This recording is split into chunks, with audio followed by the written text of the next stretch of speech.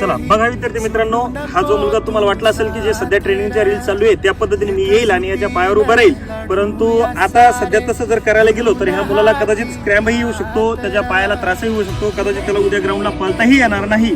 आता सध्याच्या ट्रेनिंग व्हिडिओमध्ये जरी तशा पद्धतीने चालत असेल तरी देखील सर्व मुलांनी, विद्यार्थ्यांनी किंवा कोचनी देखील या जे कोणी विद्यार्थी करतायत, वर्कआउट करतायत किंवा बटरफ्लाय करतायत, त्याला जितकं काही सहन होईल तितक्या पद्धतीनं तिथपर्यंत त्याला ॲडजस्ट होईलपर्यंत तितकं स्ट्रेच केलं तर चांगली गोष्ट आहे. बट त्याला जर कदाचित जास्त दोन्ही पायाकडनं उभा राहिल्यानंतर त्याच्या जर पायाला लिगामेंटचा किंवा पायाच्या स्ट्रेचिंगमुळं त्रास झाला तर त्याला कदाचित उद्या पळतानाही अडचण होईल. तर ही शक्यतो दक्षता घ्या. आणि हे करत असताना कुणीही विद्यार्थ्यांनी जास्तीत जास्त, आता भरतीचा काळ आहे, एकदम तोंडावर भरती आलेली आहे, तर या कालखंडामध्ये जेवढं तुमच्या शरीराला जपून तुम्हाला ग्राउंड करता येईल तेवढं तुम्ही व्यवस्थित मेंटेन ठेवा.